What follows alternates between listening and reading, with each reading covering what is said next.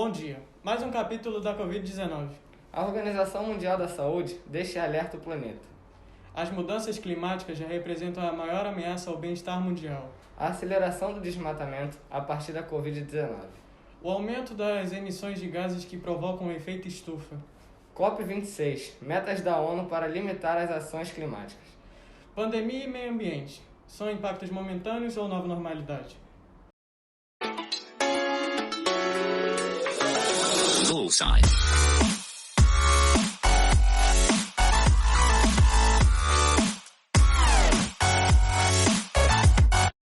Um relatório da Organização Mundial da Saúde, divulgado na segunda-feira, dia 11, foi taxativo. As mudanças climáticas são a maior ameaça à saúde da humanidade. No documento, a OMS pediu ações decisivas para limitar o aquecimento global. O relatório da OMS destacou calor extremo, inundações, secas, incêndios florestais, furacões. O ano de 2021 já bateu muitos recordes, e as consequências das mudanças climáticas para a nossa saúde são reais e frequentemente devastadoras. For every minute, we have 13 deaths caused by exposure to air pollution. A diretora para assuntos de meio ambiente, mudança climática e saúde, Maria Neira, explicou que as mudanças no clima estão afetando os pilares de nossa saúde: abrigo, alimentos, água e qualidade do ar. A queima de combustíveis fósseis está nos matando, frisou o documento. A cada minuto, 3 pessoas perdem a vida por causa da poluição do ar. A OMS reforçou que, se o mundo conseguir reduzir a poluição do ar aos níveis recomendados, mais de 5,5 milhões de mortes podem ser evitadas por ano. E uma mudança para dietas mais nutritivas à base de plantas pode reduzir as emissões globais significativamente e evitar também mais de 5 milhões de mortes por ano. O relatório da Organização Mundial da Saúde conclui de forma enfática: a mudança climática é a maior ameaça à saúde que a humanidade enfrenta. A OMS cobrou ação e há menos de 3 semanas da Conferência da ONU sobre o Clima, em Glasgow, na Escócia, enviou um recado duro para os líderes globais: a nossa saúde não é negociável. A OMS apresentou uma lista com 10 recomendações para os governantes, entre elas orientar a transição para a energia renovável e desenvolver sistemas de transporte sustentáveis e projetos urbanos saudáveis, com espaços públicos para caminhar e pedalar, por exemplo. Hi everyone. So my question is related to Brazil. Brazil has the Amazon forest, and deforestation is a big topic, we know. Following the recommendations today, what should Brazil do? What role could Brazil have in the fight against climate change? And what impact could Brazilians feel if... Diante uma pergunta sobre o papel do Brasil no combate às mudanças climáticas, a maior especialista da OMS no tema disse que todo governo deve pensar em como parar o desmatamento agressivo e reduzir o uso de fertilizantes e pesticidas. Junto com o relatório, a OMS divulgou uma carta aberta assinada por mais de 450 organizações, que representam pelo menos 45 milhões de profissionais de saúde em todo o mundo. O documento foi chamado de Prescrição para um Clima Saudável e cobra que as autoridades intensifiquem as ações. Onde quer que a gente preste atendimento no mundo, em hospitais, clínicas e nas comunidades, a gente já está respondendo aos danos à saúde causados pelas mudanças climáticas, diz o documento. O desmatamento na Amazônia voltou a acelerar nos primeiros meses da pandemia e continua até os dias atuais. Só entre janeiro e abril de 2020, pouco mais de 1.200 km² de floresta foram destruídos, um aumento de 55% em relação ao mesmo período de 2019. Segundo dados divulgados em maio pelo Instituto Nacional de Pesquisas Espaciais, o INPE. Em um relatório da consultoria da Eurásia, uma das maiores empresas de consultoria e pesquisa de risco políticos, afirma que com a recessão haverá menos fiscalização. A crise econômica gerada pela pandemia piorou a política de conservação da floresta, aponta o relatório. Isso porque autoridades regionais já se opõem amplamente contra operações de controle ambiental rigorosas, porque elas geram impacto sobre a atividade econômica local.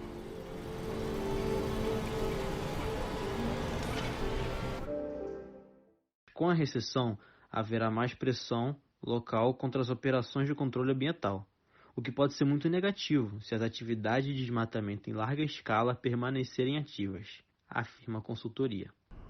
A área sob alerta de desmatamento na Amazônia Legal durante o primeiro semestre de 2021 é a maior em 6 anos, de acordo com o sistema de monitoramento do INPE. Veja no gráfico. Como podemos ver no gráfico, o desmatamento da área da floresta amazônica, que em 2016 atingiu uma marca de mais de 2.000 km² desmatados, reduziu para pouco mais de 1.300 em 2017. Porém, nos anos seguintes, o desmatamento vem se intensificando cada vez mais.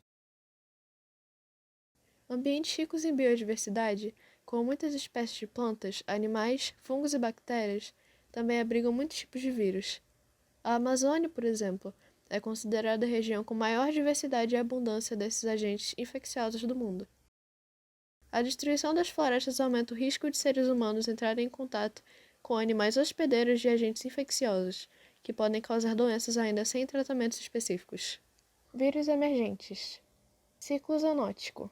Nas florestas, os vírus estão em equilíbrio com seus hospedeiros, invadem suas células e se replicam dentro delas, espalhando-se pelo organismo sem lhes causar mal, até serem excretados para o ambiente, onde repetem o processo contaminando animais da mesma ou de outras espécies. Quebra de barreira. Os vírus podem circular por milhares de anos na natureza sem serem notados, até entrarem em contato com o ser humano. Quando se adaptam geneticamente e se tornam capazes de infectar o ser humano, uma barreira se quebra, tornam-se emergentes. Foi assim com doenças como o Ebola e a AIDS, e agora com a Covid-19. O efeito da política no governo federal, claramente contrário ao clima, à biodiversidade e aos povos da floresta, fica evidente quando observamos os alertas de desmatamento. Basta acompanhar os 3 anos pré- e pós-governo Bolsonaro para comprovar que o patamar de destruição assumiu níveis muito superiores e inaceitáveis perante a emergência climática que vivemos no Brasil e no mundo. Diz Cristiane Mazetti, porta-voz da campanha Amazônia do Greenpeace. O relatório mais completo sobre ações climáticas trouxe uma previsão dramática para este ano. O CO2 emitido pelas 20 principais economias do mundo vai aumentar em 2021. E os países do G20 já são responsáveis por 75% das emissões globais dos gases do efeito estufa. O dióxido de carbono, ou gás carbônico, é lançado na atmosfera especialmente com a queima de combustíveis fósseis, como carvão. Segundo o relatório, o uso contínuo desse tipo de combustível é um dos grandes entraves à tentativa de limitar a 1,5 graus Celsius o aumento da temperatura média global. Desde a Revolução Industrial, a partir de 1760, a concentração de CO2 na atmosfera vem crescendo. 200 anos depois, disparou em 1960 e vem aumentando mais em menos tempo. O documento reforçou que é preciso melhorar muito para impedir uma catástrofe ambiental, mas também identificou alguns avanços, como o crescimento do uso de energias renováveis. Sobre o Brasil, o relatório destacou como positiva a antecipação da meta de neutralidade de emissões para 2050. Já a redução drástica do orçamento do Ministério do Meio Ambiente apareceu entre os pontos negativos. Eventos ligados às extremas mudanças climáticas, como ondas de calor, alagamento e incêndios florestais, estão se intensificando. A década passada foi a mais quente já registrada, e governos concordam que uma ação coletiva urgente é necessária. Líderes globais avaliarão os resultados do Acordo de Paris de 2015, que foi um marco nas negociações internacionais sobre o clima, entre os dias 1º e 12 de novembro para uma grande conferência do clima.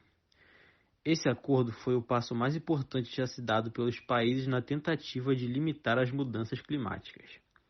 A Conferência das Partes, um encontro anual que reúne 197 nações para discutir as mudanças climáticas e como os países pretendem combatê-la. Para essa conferência, 200 países deverão apresentar seus planos de corte de emissões até 2030.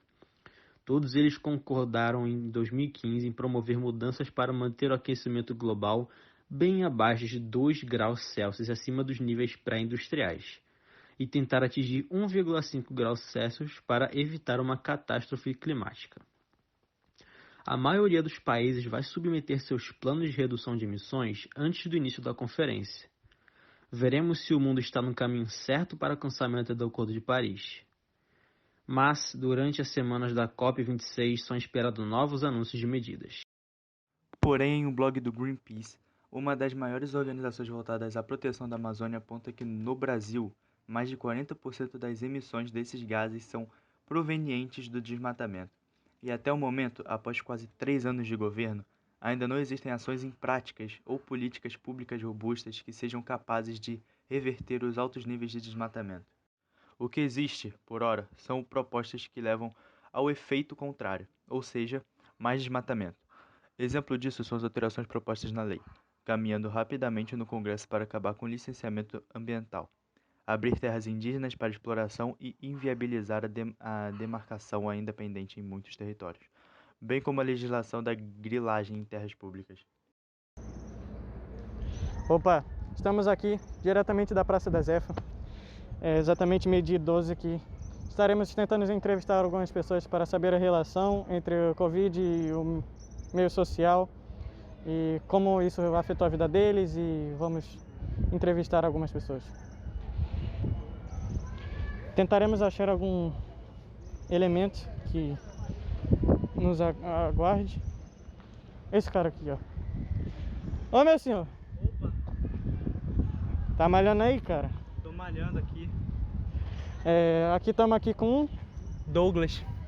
Você quer ser entrevistado, Douglas? Pode ser. Beleza, então. Você tem como pôr uma máscara, Douglas? Não, não trouxe máscara. Beleza, então, Douglas. Você faz o que da vida, Douglas? Jogo vôlei. Como é que o Covid afetou a sua carreira profissional e como é que tá sendo essa quarentena aí, essa pandemia? Pô, afetou em muitas coisas. O uso de máscara também no esporte meio que desanima um pouco. A gente acaba perdendo o ritmo. Isso de academia fechando também, não dá pra ficar, tá ligado? Compreendo. Então, tá bem ruim. Muito triste isso aí que aconteceu com o Douglas, né? E vamos pro próximo entrevistado. Vamos tentar achar alguém aí que tenha a oportunidade de aparecer nesse incrível jornal CCM, né? Então, vamos lá tentar. Quase que eu caio. E tem aquele senhor ali, ó. Ô, senhor! A gente pode te entrevistar? Beleza. A gente tá aqui tentando fazer uma entrevista pro Jornal CCM, um dos jornais mais atuais e melhores do mundo. Então, qual é o seu nome? Astolfo Dias. O que você faz da vida, Astolfo? Eu sou ambientalista. Caraca! Como é que tá sendo essa pandemia, né? Vivendo nesse mundo pandêmico, e já que você é ambientalista, como é que você afetou como é que você afetou o ambiente, o que a sociedade fez, e você acha que isso vai continuar ou vai ser só temporário por meio pandêmico mesmo? Olha, amigão, a gente tem dois lados, né, da situação. Tem duas formas de a gente enxergar isso. Positivo e negativo, né? Tudo tem sempre aqueles dois lados da moeda, aquele ditado. Bom, a gente tem um lado bom, né, que assim, a ação humana afeta diretamente na natureza. Isso é um fato. Todo mundo sabe disso, que o que o humano faz afeta diretamente na natureza e assim, de uma forma até drástica, né? Até como a gente tem desmatamento, todas essas situações complicadas, né? Queimadas, mas que também são causadas por razões naturais ou alterações do homem. Mas desse lado positivo, né? Porque como a gente parou de ter circulação, que foi praticamente um ano parado, agora tá começando a voltar, né? Você vê um pessoal caminhando ali, um pessoal se coisando ali, né? O negócio começou a voltar mais ou menos, né? Então, já tá dando uma melhorada. Mas esse um ano que ficou todo mundo parado, assim, teve um grande impacto, até porque deu um noticiário até que depois de 30 anos foi possível ver o pico do Himalaia. Então, foi um negócio assim, estratosférico, né? Caraca. Tem várias dimensões. Então, a gente tem esse lado agora, assim, como tem um lado positivo, temos o negativo também, né? Que, todo mundo em casa, tem que comer, tem que fazer as coisas, tem que comprar produto para fazer não sei o que você fazia fora, você não pode fazer, tem que fazer na sua casa, treino, e tudo isso gerou despesa, gerou lixo, principalmente. A pessoa compra comida, fica em casa o dia inteiro, às vezes faz uma coisa ou outra, gera muito lixo, cara. Tipo, um negócio assim. Então, o que mais gerou de lixo, gerou mais de poluição também. Então a gente teve uma sobrecarga nesses setores, né? O pessoal da Conlurb trabalhou bastante também nessa pandemia. Então foi um negócio assim, tem esses dois lados da moeda. Dificilmente a gente enxerga um lado positivo na pandemia, né? Dificilmente, mas a gente tem essa questão do meio ambiente, mesmo que foi um impacto assim mais temporário, não foi algo permanente, porque foi enquanto a gente estava em casa, enquanto a gente estava parado aqui. Agora que vai começar a voltar, é capaz de voltar tudo de novo, entendeu? A ser o que era antes. Aquela coisa, né? O ser humano assim não tem maturidade ainda para fazer uma diferença tão boa assim no meio ambiente. O ser humano não tem essa capacidade, né? Ele é um ser ainda despreparado. Então a gente provavelmente, assim que voltar tudo ao normal, cara, é muito capaz da gente voltar àquela situação de antes, de poluição excessiva, dos carros gerando muito, assim, aquele negócio do cotidiano, né? A ação humana prejudicando a natureza cada vez mais. Esse foi o entrevistado melhor que eu já tive na minha vida. Senhor Astolfo Dias, muito obrigado pela sua participação. O prazer é todo meu. Essa foi a entrevista que nós preparamos para o Jornal CCM. É com você, Xavier. Meu braço tá doendo já. Nós, do Jornal CCM, queremos propor um questionamento. Diante dos últimos dados citados, se acha mesmo que os seres humanos estão preparados para cuidar da natureza? Ou melhor dizendo, cuidar do mundo?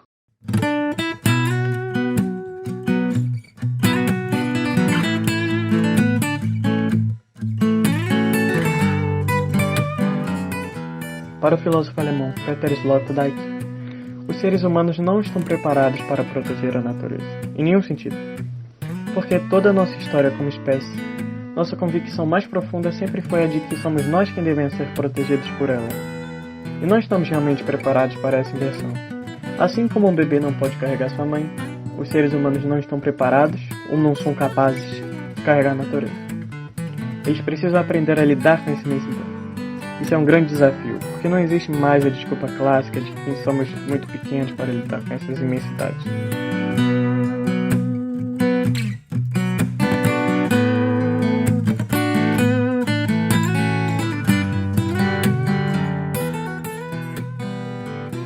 Essa é uma obra de Eduardo Sora, onde ele diz: penso que é a obra mais violenta que concebi.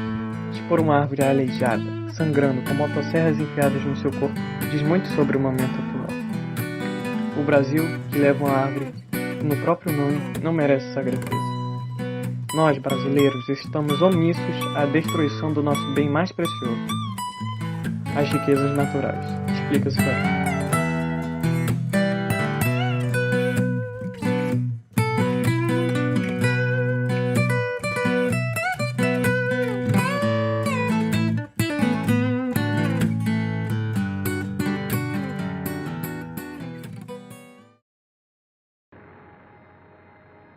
I am very aware of the preciousness of time. I have sought to answer some of the great questions. But there are other challenges, other big questions which must be answered, and these will also need a new generation who are interested. How will we feed an ever-growing population, provide clean water, generate renewable energy, prevent and cure disease, and slow down global climate change?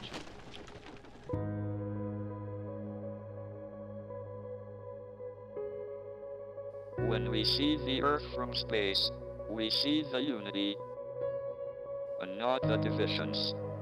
It is such a simple image, with a compelling message: one planet, one human race.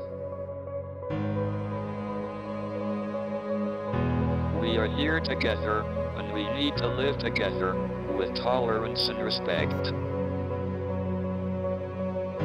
I have spent my life traveling across the universe, inside my mind.